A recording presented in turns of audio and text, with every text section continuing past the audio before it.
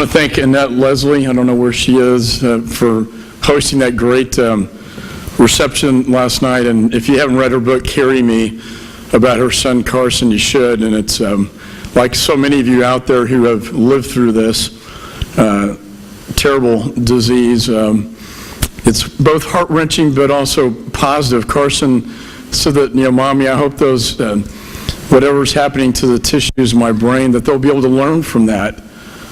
And maybe it will save someone else's life. It brings tears to our eyes when we go through the pediatric oncology units and see these children. To those of you who have lost your child, like Tim and Donna Culver, who brought this issue to my attention, we're all from Brenham. They were my strongest, most passionate advocates, and I really thank you for your leadership in this whole effort, as well. My best friend in grade school died from leukemia, which was at that time a death sentence. It's better today. I want to thank Nancy Goodman. Many of you have heard about the Creating Hope Act. It was a bit of an experiment legislatively to address an area where we haven't had a childhood cancer drug developed since the 1980s. And it's basically a way to incentivize the marketplace where we have a market failure so that we can create childhood cancer drugs. And the good news is it's working. We had our first, it works through a voucher system within the FDA approval process, and we have our first voucher that was approved for almost $70 million. And another one will be coming down the pike. I don't want to give out too much, but will be coming down the pike in December for the first childhood cancer drug to be developed since the 1980s.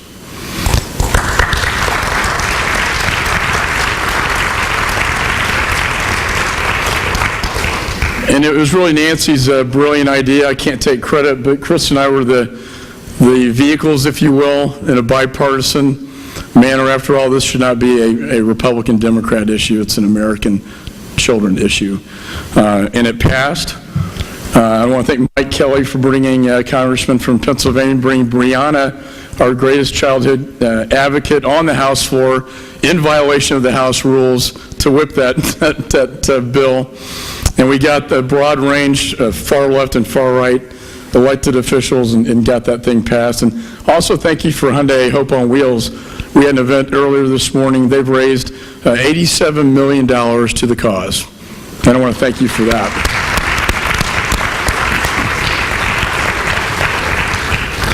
And I finally want to thank my wife, Linda, not only for putting up with me over the years, but for always being the strong person that she is, passionate on this issue. She's on the board of visitors at MD Anderson and chairs the Childhood Cancer Committee, and working together, we whipped that bill. They call it whip. It's actually, we got votes, and really made it happen. It was a great partnership, and I really love you for that, and thank you.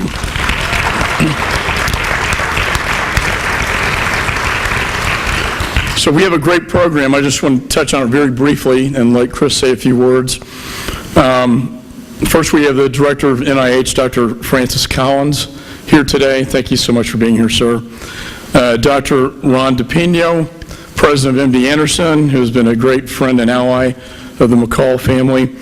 And then finally, Dr. Amrit Ray, who's chief medical officer for Johnson & Johnson, which leads me to my last topic. We don't want this discussion to end today. We have proven that the Creating Hope Act works. It was passed on a trial basis, and we want to make that law permanent. But in addition, there's something else on the horizon that I see that will touch not only children's lives, but pretty much every American afflicted with cancer. And it's called compassionate use. We've heard stories of children that are denied access to clinical trials, that have cancer, that hear about a life-saving treatment or drug, but they can't get access to that. I had a good friend of mine, Andrea Sloan, who was 40 years old, who died from ovarian cancer, even though a drug company had a life-saving drug that could have saved her life. And we hear those stories too often. And we want to look at this legislatively. This could be one of the most transformational changes in the way we deliver medication to terminally ill patients. And we want to explore this. And I want to thank Dr. Ray for Johnson & Johnson has really been the leader in the drug company field, stepping up to the plate to have this conversation, to start having this conversation. And that's going to be a big part of our conversation here today as well. So thank you. So with that, let me turn it over to my partner, my colleague, and let me just say thank you for everything you've done for the cause. Thank you, Mike. Really appreciate it. Thank you.